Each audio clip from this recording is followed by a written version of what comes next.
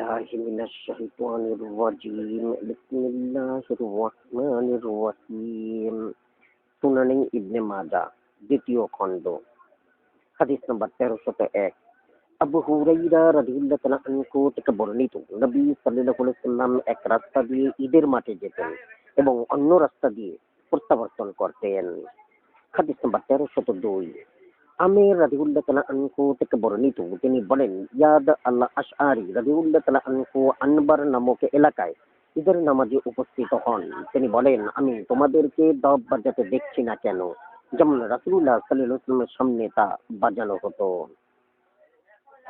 হাদিস নম্বর 1303 কায়েস ইবনে সাদ রাদিয়াল্লাহু তাআলা আনহু থেকে বর্ণিত তিনি বলেন রাসূলুল্লাহ সাল্লাল্লাহু আলাইহি ওয়াসাল্লামের জামানায় যা কিছু ঘটেছে তা আমি দেখেছি। একটা বিষয় আমি অবশ্যই দেখেছি যে রাসূলুল্লাহ সাল্লাল্লাহু আলাইহি ওয়াসাল্লামের সময় ঈদুল ফিতরের দিন দফ বাজানো হতো। হাদিস নম্বর 1303 ক আবুল হাসান ইবনে সালামা আল কাত্তান ইবনে দিজিল আদম শাইবান জাবির পুরায় ইসরাইল জাবির পুনরায় ইব্রাহিম ইবনে নাসর আবু নুয়াইম শরীফ আবু ইসহাক আমির রাদিয়াল্লাহু তাআলা আনহু থেকে এই সূত্রে পূর্বোক্ত হাদিসের অনুরূপ বর্ণিত হয়েছে। হাদিস নম্বর 1304 ইবনে উমর রাদিয়াল্লাহু তাআলা আনহু থেকে বর্ণিত রাসূলুল্লাহ সাল্লাল্লাহু আলাইহি ওয়াসাল্লাম ঈদের দিন ভোরবেলা ঈদগাহে যেতেন এবং তার আগে আগে একটি বর্শা বহন করা হতো। তিনি ঈদগাহে পৌঁছলে তার সামনে বর্শাটি পুঁতে দেওয়া হতো, তিনি সেদিকে ফিরে নামাজ পড়তেন। এ ছিল সেই সময়কার ঘটনা যখন ঈদগাহ ছিল খোলা মাঠ, তাতে এমন কিছু ছিল না যাকে সূত্রা বানানো যেত। হাদিস নম্বর 1305 ইবনে উমর রাদিয়াল্লাহু তাআলা আনহু থেকে বর্ণিত তিনি বলেন ঈদের নামাজ অথবা অন্য কোনো নামাজ আদায়কালে নবী সাল্লাল্লাহু আলাইহি ওয়াসাল্লামের সামনে একটি বল্লম পুঁতে দেওয়া হতো, তিনি সেদিকে ফিরে নামাজ পড়তেন, লোকেরা তার পেছনে থাকতো। নাফে রাদিয়াল্লাহু তাআলা আনহু বলেন তার অনুসরণে শাসকগণ এ পদ্ধতি অবলম্বন করেন। হাদিস নম্বর 1306 আনাস ইবনে মালিক রাদিয়াল্লাহু তাআলা আনহু থেকে বর্ণিত রাসূলুল্লাহ সাল্লাল্লাহু আলাইহি ওয়াসাল্লাম ঈদের মাঠে বর্ষা দ্বারা সূত্রা করে নামাজ পড়তেন। হাদিস নম্বর 1307 উম্মু আতিয়া রাদিয়াল্লাহু তাআলা আনহু থেকে বর্ণিত তিনি বলেন রাসূলুল্লাহ সাল্লাল্লাহু আলাইহি ওয়াসাল্লাম আমাদেরকে ঈদুল ফিতর ও ঈদুল আযহার দিন ঈদের মাঠে মহিলাদের নিয়ে যাওয়ার নির্দেশ দেন। উম্মু আতিয়া রাদিয়াল্লাহু তাআলা আনহু বলেন আমরা বললাম তাদের কারো যদি চাদর না থাকে তার ব্যাপারে আপনার কি মত? তিনি বলেন তার বোন নিজ চাদর থেকে তাকে পরাবে। হাদিস নাম্বার 1308 উম্মু আতিয়া রাদিয়াল্লাহু তাআলা আনহা থেকে বর্ণিত তিনি বলেন রাসূলুল্লাহ সাল্লাল্লাহু আলাইহি ওয়াসাল্লাম বলেছেন তোমরা নাবালেগা ও বালেগা সকল মহিলাকে ঈদের মাঠে নিয়ে আসবে যাতে তারা ঈদের নামাজে এবং মুসলমানদের দোয়ায় শরীক হতে পারে, তবে ঋতুবর্তী মহিলারা যেন ঈদের মাঠে যাওয়া থেকে বিরত থাকে। হাদিস নাম্বার 1309 ইবনে আব্বাস রাদিয়াল্লাহু তাআলা আনহু থেকে বর্ণিত নবী সাল্লাল্লাহু আলাইহি ওয়াসাল্লাম তার কন্যাদের ও স্ত্রীদের দুই ঈদের নামাজে নিয়ে যেতেন। হাদিস নাম্বার 1310 ইয়াস ইবনে আবু রামলা আশ-শামী রাদিয়াল্লাহু তাআলা আনহু থেকে বর্ণিত তিনি বলেন আমি এক ব্যক্তিকে যায়েদ ইবনে আকরাম রাদিয়াল্লাহু তাআলা আনহু এর নিকটে জিজ্ঞাসা করতে শুনেছি একই দিন দুই ঈদে আপনি কি রাসূলুল্লাহ সাল্লাল্লাহু আলাইহি ওয়াসাল্লামের সাথে উপস্থিত ছিলেন? তিনি বলেন হ্যাঁ। সে বলল তিনি কিভাবে কি করতেন? যায়েদ রাদিয়াল্লাহু তাআলা আনহু বলেন তিনি ঈদের নামাজ পড়ার পর জুম্মার নামাজের ব্যাপারে অবকাশ দিতেন, অতঃপর যার ইচ্ছা হতো সে জুম্মার নামাজ পড়তো। হাদিস নাম্বার 1311 ইবনে আব্বাস রাদিয়াল্লাহু তাআলা আনহু থেকে বর্ণিত রাসূলুল্লাহ সাল্লাল্লাহু আলাইহি ওয়াসাল্লাম বলেন তোমাদের আজকের এই দিন দুই ঈদ একত্র হয়েছে, অতএব যার ইচ্ছা সে জুম্মার নামাজ ছেড়ে দিতে পারে, ইনশাআল্লাহ আমরা অবশ্যই জুম্মার নামাজ পড়ব। হাদিস নাম্বার 1311 ক মুহাম্মদ ইবনে ইয়াহইয়া ইয়াজিদ ইবনে আবদ রাব্বিহি বাকিয়া শোবা মুগিরা আদ দাব্বি আব্দুল আজিজ ইবনে রুফাই আবু সালেহ আবু হুরাইরা রাদিয়াল্লাহু তাআলা আনহু নবী সাল্লাল্লাহু আলাইহি ওয়াসাল্লামের সূত্রে পূর্বোক্ত হাদিসের অনুরূপ বর্ণিত হয়েছে। হাদিস নাম্বার 1312 ইবনে উমর রাদিয়াল্লাহু তাআলা আনহু থেকে বর্ণিত তিনি বলেন রাসূলুল্লাহ সাল্লাল্লাহু আলাইহি ওয়াসাল্লামের জামানায় একবার দুই ঈদ একত্র হলো। তিনি লোকদের নিয়ে ঈদের নামাজ পড়ার পর বলেন যে ব্যক্তি জুম্মার নামাজে আসতে চায় সে আসুক এবং যে চলে যেতে চায় সে চলে যাক এবং জোহরের নামাজ পড়ুক। হাদিস নাম্বার 1313। আবু হুরাইরা রাদিয়াল্লাহু তাআলা আনহু থেকে বর্ণিত, তিনি বলেন রাসূলুল্লাহ সাল্লাল্লাহু আলাইহি ওয়াসাল্লামের জামানায় ঈদের দিন বৃষ্টি হলে তিনি লোকদের নিয়ে মসজিদে নামাজ পড়েন। হাদিস নাম্বার 1314। ইবনে আব্বাস রাদিয়াল্লাহু তাআলা আনহু থেকে বর্ণিত, নবী সাল্লাল্লাহু আলাইহি ওয়াসাল্লাম দুই ঈদের দিন দেশের কোন শহরে অস্ত্রসজ্জিত হতে নিষেধ করেছেন, তবে শত্রুর উপস্থিতিতে তা করা যেতে পারে। হাদিস নাম্বার 1315। ইবনে আব্বাস রাদিয়াল্লাহু তাআলা আনহু থেকে বর্ণিত, তিনি বলেন রাসূলুল্লাহ সাল্লাল্লাহু আলাইহি ওয়াসাল্লাম ঈদুল ফিতর ও ঈদুল আজহার দিন গোসল করতেন। হাদিস নাম্বার 1316। ফাকিহ ইবনে সাদ রাদিয়াল্লাহু তাআলা আনহু থেকে বর্ণিত, তিনি সাহাবী ছিলেন। রাসূলুল্লাহ সাল্লাল্লাহু আলাইহি ওয়াসাল্লাম ঈদুল ফিতর, ঈদুল আজহা ও আরাফার দিন গোসল করতেন। ফাকিহ রাদিয়াল্লাহু তাআলা আনহু তার পরিবার পরিজনদের ওই দিনগুলোতে গোসল করার নির্দেশ দিতেন। হাদিস নাম্বার 1317। আব্দুল্লাহ ইবনে বুশর রাদিয়াল্লাহু তাআলা আনহু থেকে বর্ণিত, তিনি লোকদের সাথে ঈদুল ফিতর অথবা ঈদুল আজহার দিন বের হলেন। ইমামের বিলম্বে তিনি অসন্তুষ্টি প্রকাশ করে বলেন, আমরা তো এই সময় ঈদের নামাজ শেষ করতাম, আর তখন চাস্তের সালাতের সময়, রাতের নাম চাস্তের সালাতের সময়। হাদিস নাম্বার 1318। ইবনে উমার রাদিয়াল্লাহু তাআলা আনহু থেকে বর্ণিত, তিনি বলেন রাসূলুল্লাহ সাল্লাল্লাহু আলাইহি ওয়াসাল্লাম রাতের তাহাজ্জুদ নামাজ দুই রাকাত করে পড়তেন। হাদিস নাম্বার 1319। ইবনে উমার রাদিয়াল্লাহু তাআলা আনহু থেকে বর্ণিত, রাসূলুল্লাহ সাল্লাল্লাহু আলাইহি ওয়াসাল্লাম বলেন রাতের নফল নামাজ 2 রাকাত করে পড়বে। হাদিস নাম্বার 1320। ইবনে উমার রাদিয়াল্লাহু তাআলা আনহু থেকে বর্ণিত, তিনি বলেন নবী সাল্লাল্লাহু আলাইহি ওয়াসাল্লাম রাতের নামাজ সম্পর্কে জিজ্ঞাসা করা হলে তিনি বলেন তা দুই রাকাত করে পড়বে। ভোর হওয়ার আশঙ্কা হলে 1 রাকাত ভিতর পড়বে। হাদিস নাম্বার 1321। ইবনে আব্বাস রাদিয়াল্লাহু তাআলা আনহু থেকে বর্ণিত, তিনি বলেন নবী সাল্লাল্লাহু আলাইহি ওয়াসাল্লাম রাতের তাহাজ্জুদ নামাজ 2 রাকাত করে পড়তেন। হাদিস নাম্বার 1322। ইবনে উমার রাদিয়াল্লাহু তাআলা আনহু থেকে বর্ণিত, রাসূলুল্লাহ সাল্লাল্লাহু আলাইহি ওয়াসাল্লাম বলেন রাত ও দিনের নামাজ দুই রাকাত করে। হাদিস নাম্বার 1323। উম্মে হানি বিনতে আবু তালিব রাদিয়াল্লাহু তাআলা আনহু থেকে বর্ণিত, রাসূলুল্লাহ সাল্লাল্লাহু আলাইহি ওয়াসাল্লাম মক্কা বিজয়ের দিন 8 রাকাত চাস্তের নামাজ পড়েন এবং 2 রাকাত অন্তর সালাম ফিরান। হাদিস নাম্বার 1324। আবু সাঈদ রাদিয়াল্লাহু তাআলা আনহু থেকে বর্ণিত, নবী সাল্লাল্লাহু আলাইহি ওয়াসাল্লাম বলেন প্রতি 2 রাকাত অন্তর একবার সালাম ফিরাবে। হাদিস নাম্বার 1325।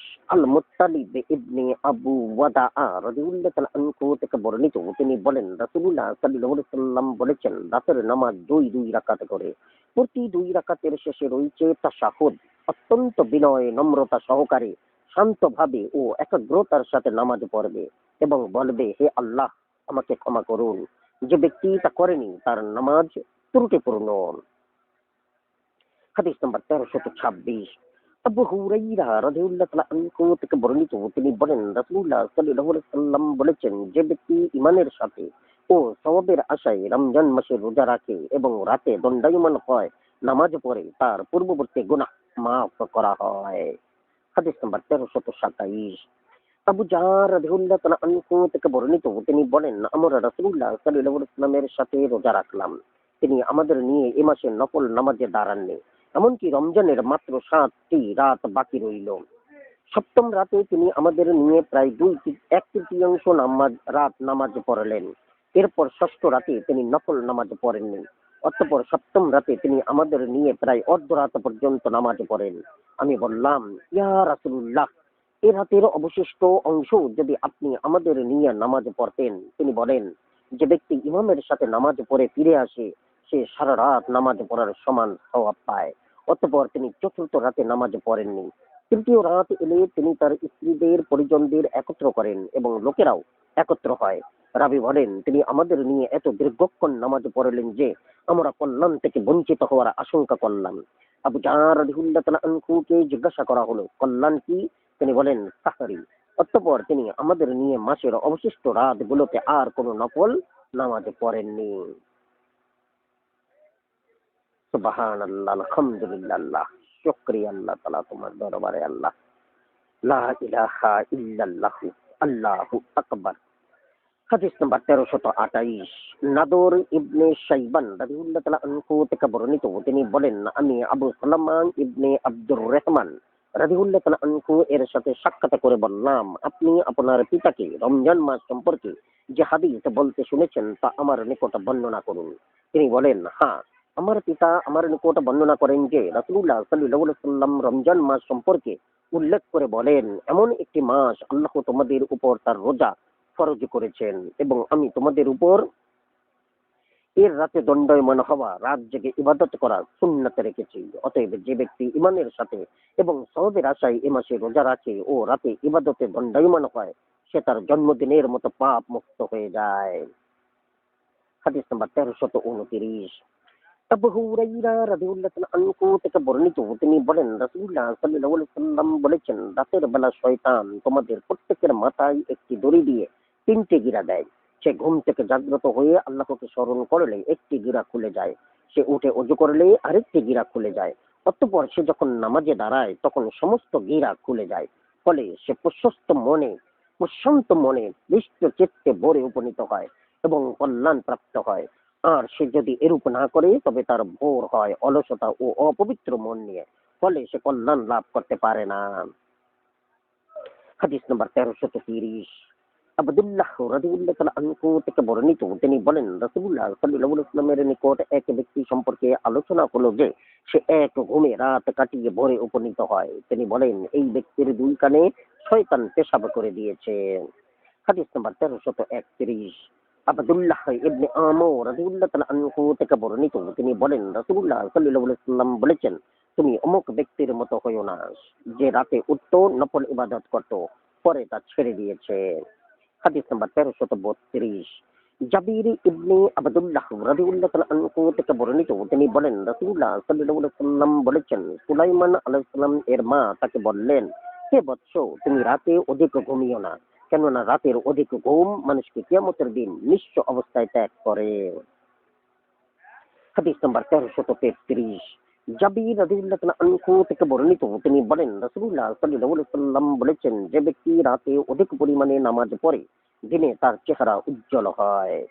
হাদিস নাম্বার 1334, আব্দুল্লাহ ইবনে সালাম রাদিয়াল্লাহু তাআলা আনহু থেকে বর্ণিত, তিনি বলেন, রাসূলুল্লাহ সাল্লাল্লাহু আলাইহি ওয়াসাল্লাম মদিনায় পদার্পণ করলে লোকেরা তাকে দেখার জন্য ভিড় জমায় এবং বলাবলি হয় যে রাসূলুল্লাহ সাল্লাল্লাহু আলাইহি ওয়াসাল্লাম এসেছেন। আমিও লোকদের সাথে তাকে দেখতে পেলাম। তিনি আমি রাসূলুল্লাহ সাল্লাল্লাহু আলাইহি ওয়াসাল্লামের চেহারার দিকে তাকিয়ে বুঝতে পারলাম যে এ চেহারা কোনো মিথ্যাবাদীর চেহারা নয়। তখন তিনি সর্বপ্রথম যে কথা বলেন তা হলো, হে লোক সকল, তোমরা পরস্পর সালাম বিনিময় করো, অভুক্তকে আহার করাও এবং রাতের বেলা মানুষ যখন ঘুমিয়ে থাকে তখন নামাজ পড়ো, তাহলে তোমরা নিরাপদে জান্নাতে প্রবেশ করতে পারবে।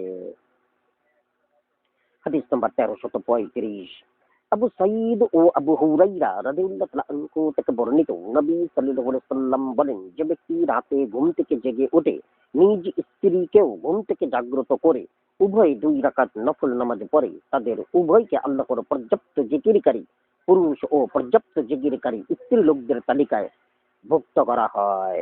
হাদিস নাম্বার 1336, আবু হুরায়রা রাদিয়াল্লাহু তাআলা আনহু থেকে বর্ণিত, তিনি বলেন, রাসূলুল্লাহ সাল্লাল্লাহু আলাইহি ওয়াসাল্লাম বলেছেন, আল্লাহ সেই ব্যক্তিকে অনুগ্রহ ধন্য করুন যে রাতে উঠে নামাজ পড়ে এবং তার স্ত্রীকেও জাগায়, তারপর সেও নামাজ পড়ে। আর যদি সেই স্ত্রী জাগতে অস্বীকার করে তাহলে স্বামী তার মুখমণ্ডলে পানি ছিটিয়ে দেয়। আল্লাহ সেই মহিলাকে অনুগ্রহ ধন্য করুন যে রাতে উঠে নামাজ পড়ে এবং তার স্বামীকেও জাগায়, আর সেও নামাজ পড়ে। স্বামী জাগতে অস্বীকার করলে সে তার মুখমণ্ডলে পানি ছিটিয়ে দেয়। হাদিস নাম্বার 1337, আব্দুর রহমান ইবনু সাইয়্যিব রাদিয়াল্লাহু তাআলা আনহু থেকে বর্ণিত, তিনি বলেন, সাদ ইবনে আবু ওয়াক্কাস রাদিয়াল্লাহু তাআলা আনহু আমাদের নিকট এলেন, তখন তার দৃষ্টিশক্তি লোপ পেয়েছিল। আমি তাকে সালাম দিলে তিনি বলেন, তুমি কে? আমি তাকে আমার পরিচয় দিলে তিনি বলেন, মারহাবা, হে ভাতিজা, আমি জানতে পেরেছি যে তুমি সুকণ্ঠে কুরআন তেলাওয়াত করো। আমি রাসূলুল্লাহ সাল্লাল্লাহু আলাইহি ওয়াসাল্লামকে বলতে শুনেছি, নিশ্চয়ই এ কোরআন দুশ্চিন্তার সাথে নাজিল হয়েছে। অতএব তোমরা যখন কোরআন তেলাওয়াত করো তখন কাঁদো। যদি তোমরা কাঁদতে না পারো তাহলে কান্নার ভাব জাগ্রত করো এবং সুমধুর সুরে কোরআন তেলাওয়াত করো।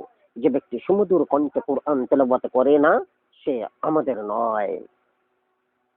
হাদিস নাম্বার 1338, নবী সাল্লাল্লাহু আলাইহি ওয়াসাল্লামের স্ত্রী আয়েশা রাদিয়াল্লাহু তাআলা আনহা থেকে বর্ণিত, তিনি বলেন রাসূলুল্লাহ সাল্লাল্লাহু আলাইহি ওয়াসাল্লামের সময়ে এক রাতে আমি এশার পর খানিকটা বিলম্ব ঘরে আসি।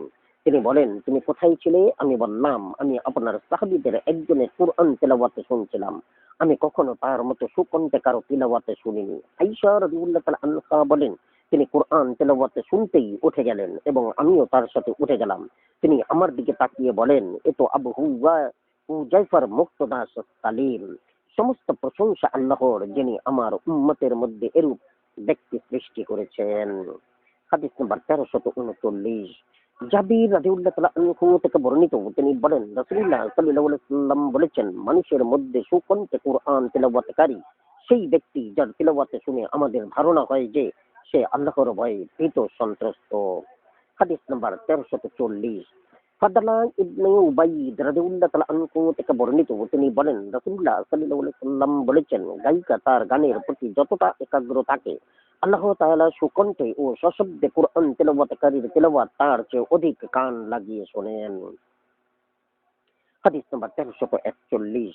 আবু হুরাইরা রাদিয়াল্লাহু তাআলা আনহু থেকে বর্ণিত, তিনি বলেন রাসূলুল্লাহ সাল্লাল্লাহু আলাইহি ওয়াসাল্লাম মসজিদে প্রবেশ করে এক ব্যক্তির কুরআন তেলাওয়াত শোনেন।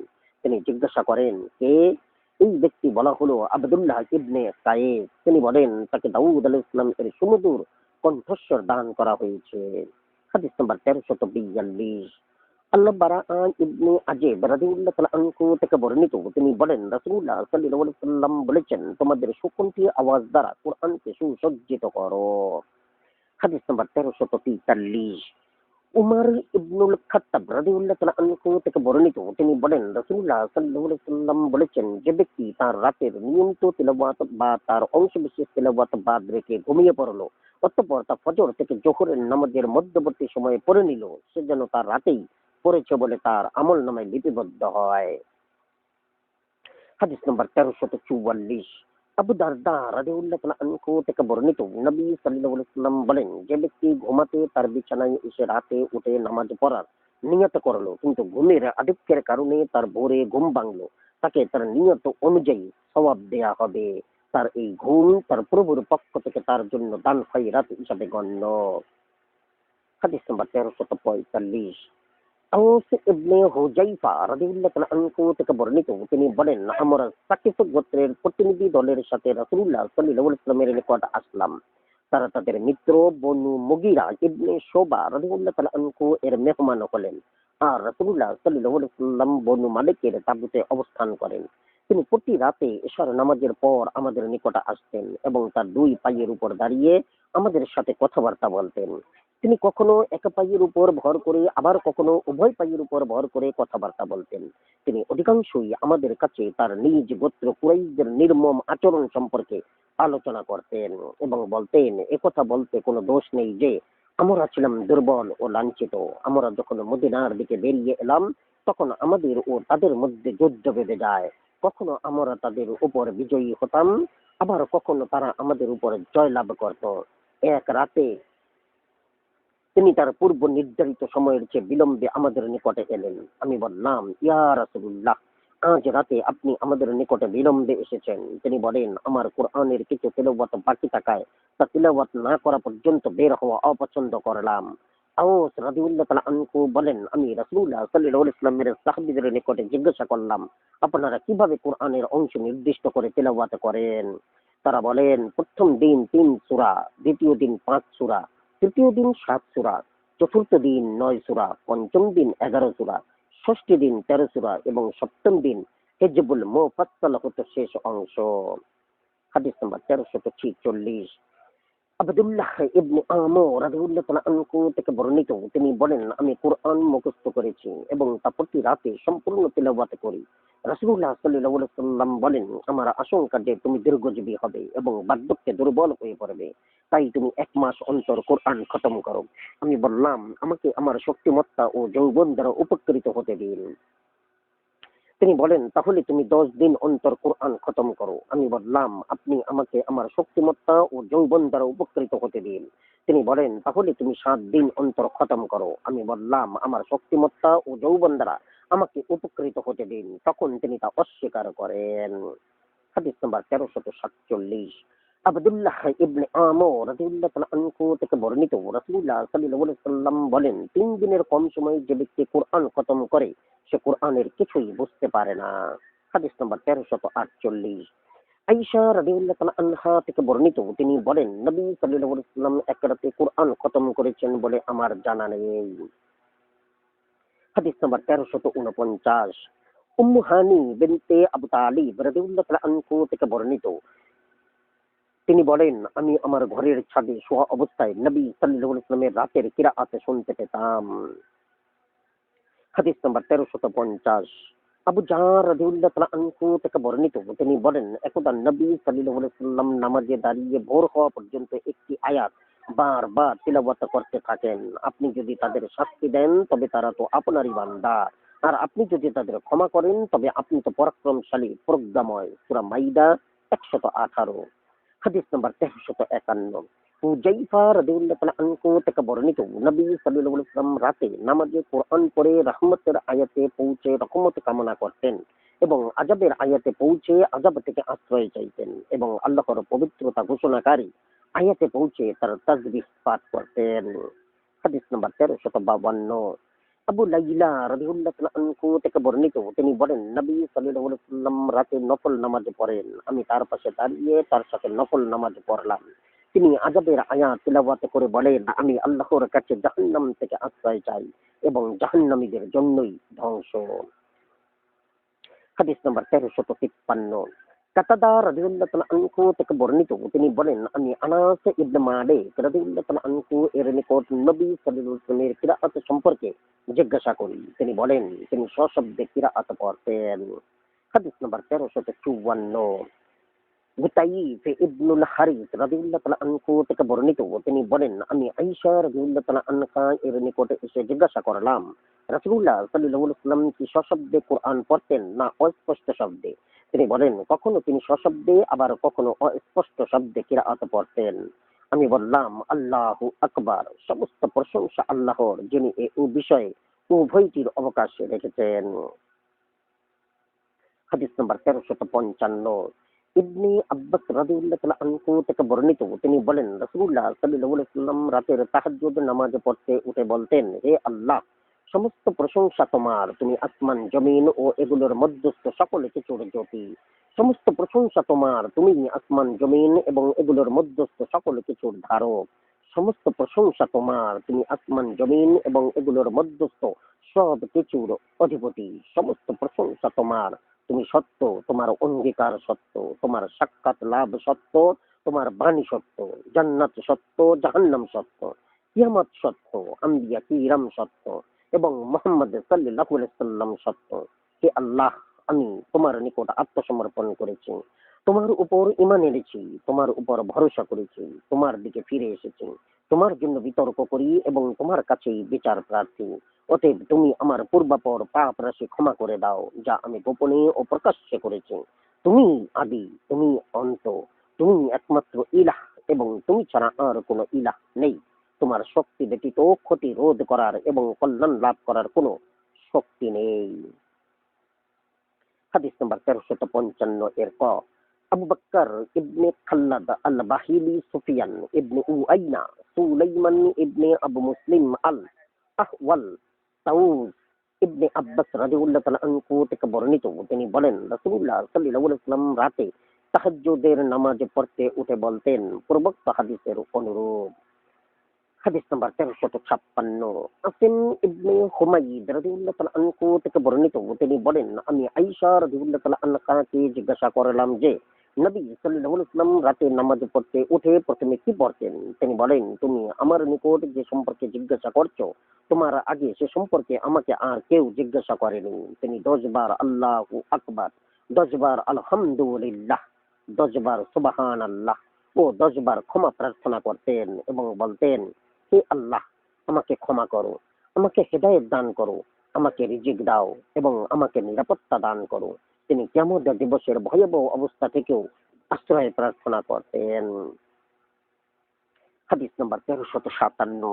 আবু সালামা ইবনে আব্দুর রহমান রাদিয়াল্লাহু তাআলা আনহু থেকে বর্ণিত, তিনি বলেন, আমি আয়েশা রাদিয়াল্লাহু তাআলা আনহাকে জিজ্ঞাসা করলাম, নবী সাল্লাল্লাহু আলাইহি ওয়াসাল্লাম রাতে জাগ্রত হয়ে তার তাহাজ্জুদ নামাজের শুরুতে কি বলতেন? আয়েশা রাদিয়াল্লাহু তাআলা আনহা বলেন, তিনি বলতেন, হে আল্লাহ, জিবরাইল, মিকাইল ও ইসরাফিল আলাইহিস সালাম এর প্রভু, আসমান ও জমিনের সৃষ্টিকর্তা, অদৃশ্য ও দৃশ্যের পরিজ্ঞাতা, আপনার বান্দারা যে বিষয় নিয়ে মতভেদ করে আপনি তার মীমাংসাকারী। যে বিষয়ে মতভেদ করা হইতাছে আপনি মেহেরবানি করে সে বিষয়ে আমাকে সঠিক পথ প্রদর্শন করুন। আপনি সরল সঠিক পথে হেদায়েত দান করেন।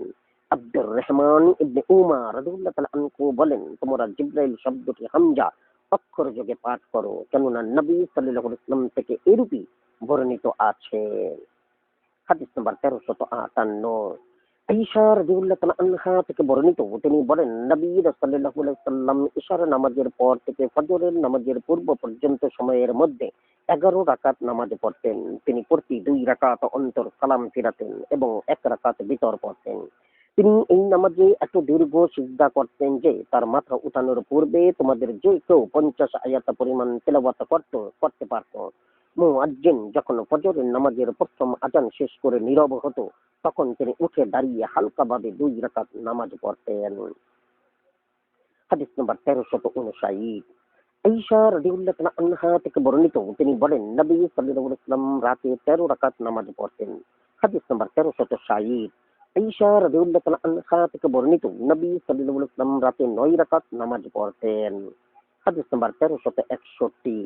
আমির আশ-শাবি রাদিয়াল্লাহু তাআলা আনহু থেকে বর্ণিত, তিনি বলেন, আমি আব্দুল্লাহ ইবনে আব্বাস রাদিয়াল্লাহু তাআলা আনহু ও আব্দুল্লাহ ইবনে উমার রাদিয়াল্লাহু তাআলা আনহুকে রাসূলুল্লাহ সাল্লাল্লাহু আলাইহি ওয়াসাল্লামের রাতের নামাজ সম্পর্কে জিজ্ঞাসা করলাম। তারা বলেন, 13 রাকাত, এর মধ্যে 8 রাকাত তাহাজ্জুদ, 3 রাকাত বিতর এবং ফজরের ওয়াক্ত হলে পর 2 রাকাত সুন্নাত। হাদিস নাম্বার 1362। জায়েদ ইবনে খালিদ আল জোহানি রাদিয়াল্লাহু তাআলা আনহু থেকে বর্ণিত, তিনি বলেন, আমি মনে মনে বললাম, আমি অবশ্যই রাসূলুল্লাহ সাল্লাল্লাহু আলাইহি ওয়াসাল্লামের আজকের রাতের নামাজ দেখব। তিনি বলেন, আমি তার ঘরের বা তার তাঁবুর দরজার কাঠের সাথে ঠেস দিয়ে বসে থাকলাম।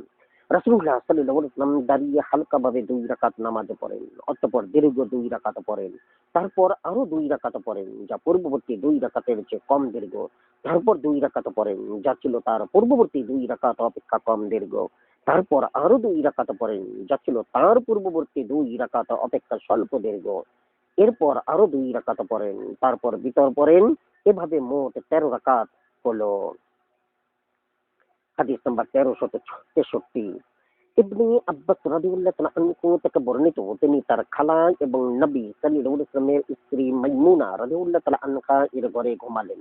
তিনি বলেন, আমি বালিশে আড়াআড়ি ভাবে শুয়ে পড়লাম এবং রাসূলুল্লাহ সাল্লাল্লাহু আলাইহি ওয়াসাল্লাম ও তার স্ত্রী লম্বালম্বি শুয়ে পড়েন। নবী সাল্লাল্লাহু আলাইহি ওয়াসাল্লাম ঘুমিয়ে পড়েন। অর্ধরাত বা তার চেয়ে কিছু কম অথবা বেশি অতিবাহিত হলে তিনি জেগে তার 2 হাত দিয়ে ঘুমের রেশ তার চেহারা থেকে দূর করেন। অতঃপর সূরা আল ইমরানের শেষ 10 আয়াত তেলাওয়াত করেন। তারপর উঠে দাঁড়িয়ে ঝুলন্ত পানির মশকের কাছে গিয়ে তা থেকে পানি নিয়ে উত্তম রূপে ওযু করেন। তারপর নামাজে দাঁড়িয়ে যান। আব্দুল্লাহ ইবনে আব্বাস রাদিয়াল্লাহু তাআলা আনহু বলেন, আমিও উঠে গেলাম এবং তিনি যা করলেন আমিও তদ্রূপ করলাম। তারপর তার পাশে গিয়ে দাঁড়ালাম। রাসূলুল্লাহ সাল্লাল্লাহু আলাইহি ওয়াসাল্লাম তার ডান হাত আমার মাথার উপর রাখলেন এবং আমার ডান কান ধরে বললেন। তারপর তিনি 2 রাকাত নামাজ পড়েন, তারপর 2 রাকাত, তারপর 2 রাকাত, তারপর 2 রাকাত, তারপর 2 রাকাত, তারপর 2 রাকাত, তারপর বিতর নামাজ পড়েন। তারপর তিনি আরাম করেন যাবত না তার নিকট মুয়াজ্জিন আসে। অতঃপর তিনি হালকাভাবে 2 রাকাত ফজরের সুন্নাত নামাজ পড়েন। অতঃপর ফজরের ফরজ নামাজ পড়তে বেরিয়ে যান। সুবহানাল্লাহ, আলহামদুলিল্লাহ, আল্লাহ শুকরিয়া, আল্লাহ তাআলা তোমার দরবারে আল্লাহ। হাদিস নাম্বার 1364। আমর ইবনে আবাসা রাদিয়াল্লাহু তাআলা আনহু থেকে বর্ণিত, তিনি বলেন, আমি রাসূলুল্লাহ সাল্লাল্লাহু আলাইহি ওয়াসাল্লামের নিকটে এসে বললাম, ইয়া রাসূলুল্লাহ, আপনার সাথে কে কে ইসলাম গ্রহণ করেছেন? তিনি বলেন, স্বাধীন ও কৃতদাস। আমি বললাম, এমন কোন সময় আছে কি যা অপর সময়ের তুলনায় আল্লাহর নিকটতর নৈকট্য লাভের উত্তম সময়? তিনি বলেন, হ্যাঁ, রাতের মধ্যভাগ। হাদিস নাম্বার 1365। ঈশা রাদিয়াল্লাহু তাআলা আনহা থেকে বর্ণিত, তিনি বলেন, রাসূলুল্লাহ সাল্লাল্লাহু আলাইহি ওয়াসাল্লাম রাতের প্রথম ভাগে ঘুমাতেন এবং শেষ ভাগে জাগ্রত থাকতেন। হাদিস নাম্বার 1363। আবু হুরাইরা রাদিয়াল্লাহু তাআলা আনহু থেকে বর্ণিত, রাসূলুল্লাহ সাল্লাল্লাহু আলাইহি ওয়াসাল্লাম বলেন, প্রতি রাতের শেষ তৃতীয়াংশ অবশিষ্ট থাকতে আমাদের মহান প্রতিপালক পৃথিবীর নিকটতম আকাশে অবতরণ করেন এবং ফজর হওয়ার পূর্ব পর্যন্ত বলতে থাকেন, আমার কাছে যে চাইবে আমি তাকে দান করব, আমার নিকটে যে দোয়া করবে আমি তার দোয়া কবুল করব, যে আমার কাছে ক্ষমা প্রার্থনা করবে আমি তাকে ক্ষমা করব। এ কারণেই সাহাবীগণ রাতের প্রথমাংশ অপেক্ষা শেষাংশে নামাজ পড়া পছন্দ করতেন। হাদিস নাম্বার 1367। রিফায়া আল জোহানি রাদিয়াল্লাহু তাআলা আনহু থেকে বর্ণিত, তিনি বলেন, রাসূলুল্লাহ সাল্লাল্লাহু আলাইহি সাল্লাম বলেছেন, রাতের অর্ধেক বা দুই তৃতীয়াংশ পর্যন্ত আল্লাহ তাআলা বান্দাকে অবকাশ দেন। ফজর উদিত হওয়ার পূর্ব পর্যন্ত তিনি বলতে থাকেন, আমার বান্দা আমাকে ছাড়া আর কারো কাছে চাইবে না। যে আমাকে ডাকবে আমি তার ডাকে সাড়া দিব, যে আমার কাছে প্রার্থনা করবে আমি তাকে দান করব, যে আমার কাছে ক্ষমা প্রার্থনা করবে আমি তাকে ক্ষমা করে দিব। হাদিস নাম্বার 1368। আবু মাসউদ রাদিয়াল্লাহু তাআলা আনহু থেকে বর্ণিত, তিনি বলেন, রাসূলুল্লাহ সাল্লাল্লাহু আলাইহি সাল্লাম বলেছেন, কোন ব্যক্তি রাতে সূরা বাকারার শেষ দুই আয়াত তেলাওয়াত করলে তা তার জন্য যথেষ্ট। হাফস রাদিয়াল্লাহু তাআলা আনহু তার হাদিসে উল্লেখ করেন যে, আব্দুর রহমান রাদিয়াল্লাহু তাআলা আনহু বলেন, আমি আবু মাসউদ রাদিয়াল্লাহু তাআলা আনহু এর সাথে তার তাওয়াফরত অবস্থায় সাক্ষাৎ করি, তখন তিনি আমার নিকট এই হাদিস বর্ণনা করেন। হাদিস নাম্বার 1369। আবু মাসউদ রাদিয়াল্লাহু তাআলা আনহু থেকে বর্ণিত, রাসূলুল্লাহ সাল্লাল্লাহু আলাইহি ওয়াসাল্লাম বলেন, যে ব্যক্তি রাতে সূরা বাকারার শেষ দুই আয়াত তেলাওয়াত করে তা তার জন্য যথেষ্ট। হাদিস নাম্বার 1370। আয়েশা রাদিয়াল্লাহু তাআলা আনহা থেকে বর্ণিত, তিনি বলেন, নবী সাল্লাল্লাহু আলাইহি ওয়াসাল্লাম বলেছেন, নামাজরত অবস্থায় তোমাদের কেউ তন্দ্রাচ্ছন্ন হয়ে পড়লে সে যেন শুয়ে যায়, যাবত না তার ঘুম দুর্বৃত হয়। কেননা তন্দ্রাচ্ছন্ন অবস্থায় নামাজ পড়লে কি বলা হচ্ছে তা সে জানে না, হয়তো সে ক্ষমা প্রার্থনা করতে গিয়ে নিজেকে গালি দিয়ে বসবে। হাদিস নাম্বার 1371। আনাস ইবনে মালিক রাদিয়াল্লাহু তাআলা আনহু থেকে বর্ণিত, রাসূলুল্লাহ সাল্লাল্লাহু আলাইহি ওয়াসাল্লাম মসজিদে প্রবেশ করে দুইটি খুঁটির মাঝখানে একটি রশি বাঁধা দেখলেন। তিনি বলেন, এ রশি কিসের? তারা বলেন, জয়নবের জন্য। তিনি নামাজ পড়তে পড়তে অবসাদগ্রস্ত হয়ে পড়লে এই রশিতে ঝুলে পড়েন। তিনি বলেন, এটি খুলে ফেলো, এটি খুলে ফেলো। তোমাদের কারো সামর্থ্য থাকা পর্যন্ত নামাজ পড়বে, যখন সে ক্লান্ত হয়ে পড়ে তখন যেন শুয়ে পড়ে। হাদিস নাম্বার 1372। আবু হুরাইরা রাদিয়াল্লাহু তাআলা আনহু থেকে বর্ণিত, নবী সাল্লাল্লাহু আলাইহি ওয়াসাল্লাম বলেন, তোমাদের কেউ যখন রাতে নামাজে দাঁড়ায় এবং কিরাআত পাঠে তার জিহ্বা আড়ষ্ট হয়ে আসে তন্দ্রার কারণে, সে কি বলে তা বোঝে না, তখন সে শুয়ে পড়বে। হাদিস নাম্বার 1373। আয়েশা রাদিয়াল্লাহু তাআলা আনহা থেকে বর্ণিত, তিনি বলেন, রাসূলুল্লাহ সাল্লাল্লাহু আলাইহি ওয়াসাল্লাম বলেছেন, যে ব্যক্তি মাগরিব ও ইশার মধ্যবর্তী সময়ে 20 রাকাত নামাজ পড়ে আল্লাহ তার জন্য জান্নাতে একটি ঘর নির্মাণ করেন। হাদিস নাম্বার 1374। আবু হুরাইরা রাদিয়াল্লাহু তাআলা আনহু থেকে বর্ণিত, তিনি বলেন, রাসূলুল্লাহ সাল্লাল্লাহু আলাইহি ওয়াসাল্লাম বলেছেন, যে ব্যক্তি মাগরিবের নামাজের পর 6 রাকাত নামাজ পড়লো এবং এই নামাজের মাঝখানে কোনো অশিষ্ট কথা বলেনি, তাকে 12 বছরের ইবাদতের সওয়াব দেয়া হয়। হাদিস নাম্বার 1375। আসিম ইবনে আমর রাদিয়াল্লাহু তাআলা আনহু থেকে বর্ণিত, তিনি বলেন, ইরাকের একটি প্রতিনিধি দল উমর রাদিয়াল্লাহু তাআলা আনহু এর সাথে সাক্ষাতের জন্য রওনা হলেন। তারা তার নিকট উপস্থিত হলে তিনি তাদের বলেন, তোমরা কারা? তারা বলল, ইয়ারিকেদের পক্ষ থেকে। তিনি বলেন, তোমরা অনুমতি নিয়ে এসেছো কি?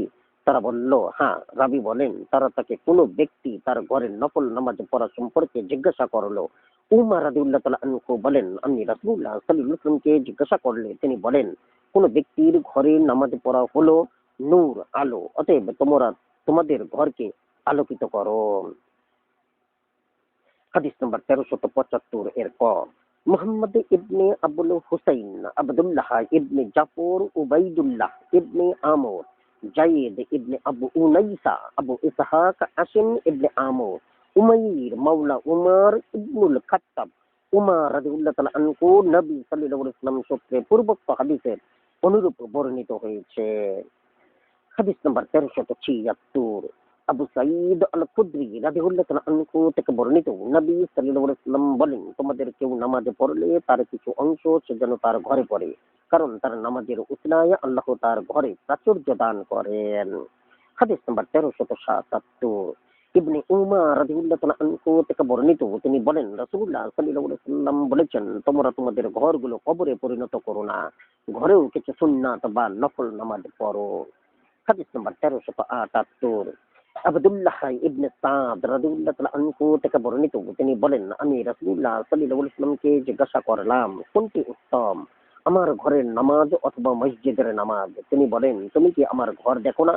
তা মসজিদের কত নিকটে, তা সত্ত্বেও আমার মসজিদে নামাজ পড়া অপেক্ষা আমার ঘরে নামাজ পড়া আমার নিকট অধিক প্রিয়, কিন্তু ফরজ নামাজ হলে তা মসজিদে পড়বে।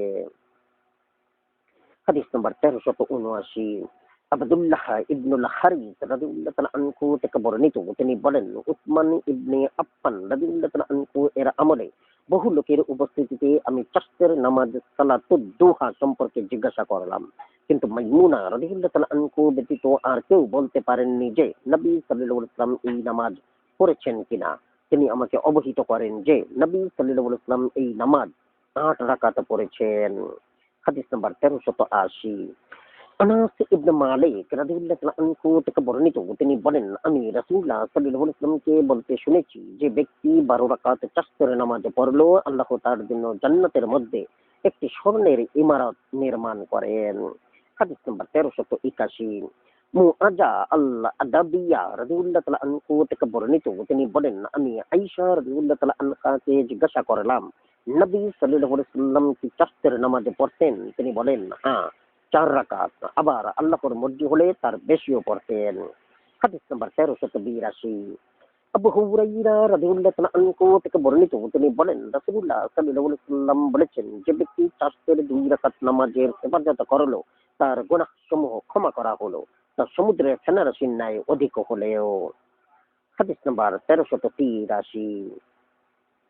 জাবির ইবনে আব্দুল্লাহ রাদিয়াল্লাহু তাআলা আনহু থেকে বর্ণিত, তিনি বলেন, রাসূলুল্লাহ সাল্লাল্লাহু আলাইহি ওয়াসাল্লাম আমাদেরকে ইস্তিখারার নিয়ম শিক্ষা দিতেন, যেমন গুরুত্ব সহকারে তিনি আমাদের কোরআনের সূরা শিক্ষা দিতেন। তিনি বলতেন, তোমাদের কেউ যখন কোনো কাজ করার ইচ্ছা করে, তখন সেজন্য 2 রাকাত নফল নামাজ পড়ে, অতঃপর বলে, হে আল্লাহ, আমি তোমার ইলম অনুযায়ী তোমার নিকট কল্যাণের দিকে পরিচালিত করার প্রার্থনা করি এবং তোমার শক্তি থেকে শক্তি চাই। আমি তোমার মহান অনুগ্রহে প্রত্যাশা করি, কেননা তুমি ক্ষমতা রাখো এবং আমি ক্ষমতা রাখি না। তুমি জানো, আমি জানি না, তুমি অদৃশ্য বিষয়ে সম্যক জ্ঞাত। হে আল্লাহ, যদি তুমি জানো আমার এই কাজ উদ্দেশ্য উল্লেখ করতে হবে আমার দিন দুনিয়া এবং পরিণাম হিসেবে কল্যাণকর অথবা বর্তমান ও ভবিষ্যতে আমার জন্য মঙ্গলময় মনে করো, তবে আমাকে সে কাজের ক্ষমতা দাও এবং তা আমার জন্য সহজ করো এবং এতে আমায় বরকত দান করো। আর তুমি যদি মনে করো যে প্রথমবারের মতো বলবে, আমার ধর্ম আমার জীবন ও পরিণাম হিসাবে এটা অকল্যাণকর, তবে আমার থেকে তা দূরে রাখো এবং তা থেকে আমাকেও দূরে রাখো। আর আমার জন্য যা কল্যাণকর সে কাজে আমাকে সন্তুষ্ট রাখো। হাদিস নাম্বার 1384। আব্দুল্লাহ ইবনে আবু আউফা আল্লাহ আসলামী রাদিয়াল্লাহু তাআলা আনহু থেকে বর্ণিত, তিনি বলেন, রাসূলুল্লাহ সাল্লাল্লাহু আলাইহি ওয়াসাল্লাম আমাদের নিকটে বের হয়ে এসে বলেন, আল্লাহর নিকট অথবা তার কোনো মাখলুকের নিকট কারো কোনো প্রয়োজন থাকলে সে যেন ওযু করে 2 রাকাত নামাজ পড়ে। অতঃপর বলে, পরম সহনশীল ও পরম দয়ালু আল্লাহ ব্যতীত কোনো ইলাহ নেই। মহান আরশের রব আল্লাহ অতীব পবিত্র। সমগ্র বিশ্বের প্রতিপালক আল্লাহর জন্যই যাবতীয় প্রশংসা। হে আল্লাহ, আমি তোমার নিকট অবধারিত রহমত, তোমার অফুরন্ত ক্ষমা, সকল সদাচারের ভান্ডার এবং প্রতিটি পাপাচার থেকে নিরাপত্তা প্রার্থনা করি। আমি তোমার নিকট আরো প্রার্থনা করি যে তুমি আমার সমস্ত গুনাহ ক্ষমা করে দাও, তোমার দুশ্চিন্তা দূর করে দাও, তোমার সন্তুষ্টিমূলক প্রতিটি প্রয়োজন পূরণ করে দাও। অতঃপর সে দুনিয়া ও আখিরাতের জন্য যা চাওয়ার আছে তা প্রার্থনা করবে, কারণ তা আল্লাহই নির্ধারিত করেন। হাদিস নাম্বার 1385। উসমান ইবনে হুনাইব রাদিয়াল্লাহু তাআলা আনহু থেকে বর্ণিত, এক অন্ধ লোক নবী সাল্লাল্লাহু আলাইহি ওয়াসাল্লামের নিকটে এসে বলল, আপনি আল্লাহর কাছে আমার জন্য দোয়া করুন, তিনি যেন আমাকে রোগ মুক্তি দান করেন। তিনি বলেন, তুমি চাইলে আমি তোমার জন্য দোয়া করতে বিলম্ব করব, আর তা হবে কল্যাণকর। আর তুমি চাইলে আমি দোয়া করব। সে বলল, তার নিকট দোয়া করুন। তিনি তাকে উত্তম রূপে ওযু করার পর 2 রাকাত নামাজ পড়ে এ দোয়া করতে বলেন, হে আল্লাহ, আমি তোমার নিকটে প্রার্থনা করছি, রহমতের নবী মুহাম্মদ সাল্লাল্লাহু আলাইহি ওয়াসাল্লামের উসিলা দিয়ে আমি তোমার প্রতি নিবিষ্ট হলাম। হে মুহাম্মদ সাল্লাল্লাহু আলাইহি ওয়াসাল্লাম, আমার চাহিদা পূরণের জন্য আমি আপনার উসিলা দিয়ে আমার রবের প্রতি মনোযোগী হলাম, যাতে আমার প্রয়োজন মেটে। হে আল্লাহ, আমার জন্য তার সুপারিশ কবুল করো। আবু ইসহাক বলেন, এটি সহিহ হাদিস। হাদিস নম্বর 1386। আবু রাফি রাদিয়াল্লাহু তাআলা আনহু থেকে বর্ণিত, তিনি বলেন রাসূলুল্লাহ সাল্লাল্লাহু আলাইহি ওয়াসাল্লাম আব্বাস রাদিয়াল্লাহু তাআলা আনহুকে বললেন, হে চাচা যান, আমি কি আপনার অবাধ্য হতে বিরত থাকবো না? আমি কি আপনার উপকার করব না? আমি কি আপনার সাথে আত্মীয়তার সম্পর্ক বজায় রাখবো না? তিনি বলেন, হ্যাঁ ইয়া রাসূলুল্লাহ। তিনি বলেন, তাহলে আপনি 4 রাকাত নামাজ পড়ুন। আপনি প্রতি রাকাতে সূরা ফাতিহার সাথে অন্য একটি সূরাও পড়ুন। আপনি কিরাআত পাঠ শেষে রুকু করার আগে 15 বার বলুন, আল্লাহ পুত পবিত্র, সকল প্রশংসা আল্লাহর জন্য। আল্লাহ ছাড়া কোনো ইলাহ নাই। আল্লাহ মহান। অতঃপর রুকুতে গিয়ে ওই দোয়া 10 বার বলুন। অতঃপর রুকু থেকে আপনার মাথা তুলে ওই দোয়া 10 বার পড়ুন। অতঃপর সিজদায় গিয়ে ওই দোয়া 10 বার পড়ুন। অতঃপর আপনার মাথা তুলে 10 বার ওই দোয়া পড়ুন। পুনরায় সিজদায় গিয়ে তা 10 বার পড়ুন। পুনরায় সিজদা থেকে আপনার মাথা তুলে উঠে দাঁড়ানোর আগে তা 10 বার পড়ুন।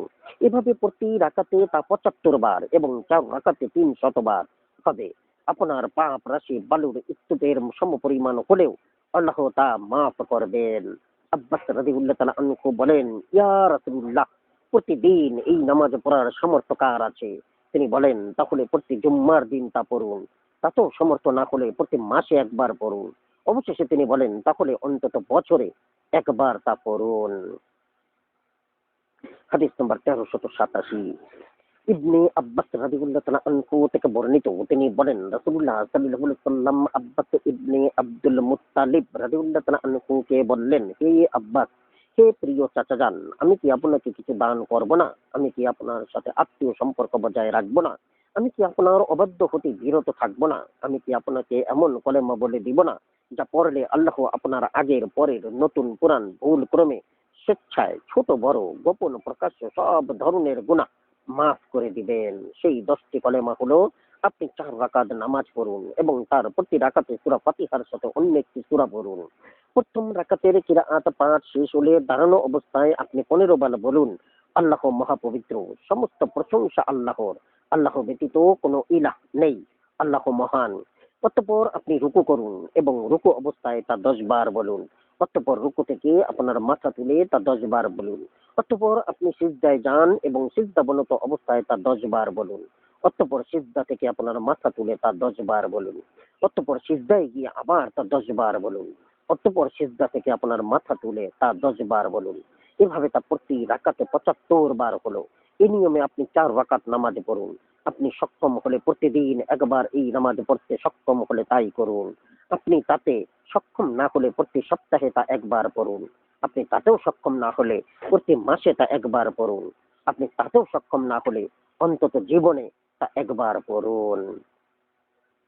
হাদিস নম্বর 1388। আলী ইবনে আবু তালিব রাদিয়াল্লাহু তাআলা আনহু থেকে বর্ণিত, তিনি বলেন রাসূলুল্লাহ সাল্লাল্লাহু আলাইহি ওয়াসাল্লাম বলেছেন, যখন মধ্য শাবানের রাত আসে তখন তোমরা এই রাতে দাঁড়িয়ে নামাজ পড়ো এবং এর দিনে রোজা রাখো। কেননা এদিন সূর্য অস্তমিত হওয়ার পর আল্লাহ পৃথিবীর নিকটতম আকাশে নেমে আসেন এবং বলেন, কে আছো আমার নিকট ক্ষমা প্রার্থী? আমি তাকে ক্ষমা করব।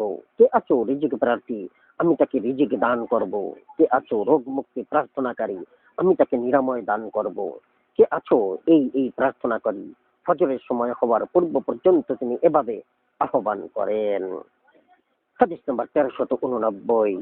আয়েশা রাদিয়াল্লাহু তাআলা আনহা থেকে বর্ণিত, তিনি বলেন, এক রাতে আমি নবী সাল্লাল্লাহু আলাইহি ওয়াসাল্লামকে বিছানায় না পেয়ে তার খোঁজে বের হলাম। আমি লক্ষ্য করলাম তিনি জান্নাতুল বাকিতে তার মাথা আকাশের দিকে তুলে আছেন। তিনি বলেন, হে আয়েশা, তুমি কি আশঙ্কা করেছো যে আল্লাহ ও তার রাসূল তোমার প্রতি অবিচার করবেন?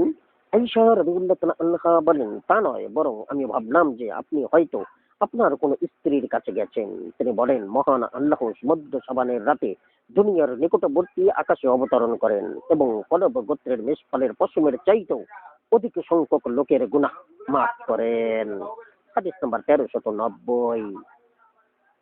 আবু মুসা আল আশআরী রাদিয়াল্লাহু তাআলা আনহু থেকে বর্ণিত, রাসূলুল্লাহ সাল্লাল্লাহু আলাইহি ওয়াসাল্লাম বলেন, আল্লাহ মধ্য শাবানের রাতে আত্মপ্রকাশ করেন এবং মুশরিক ও হিংসুক ব্যতীত তার সৃষ্টির সকলকে ক্ষমা করেন।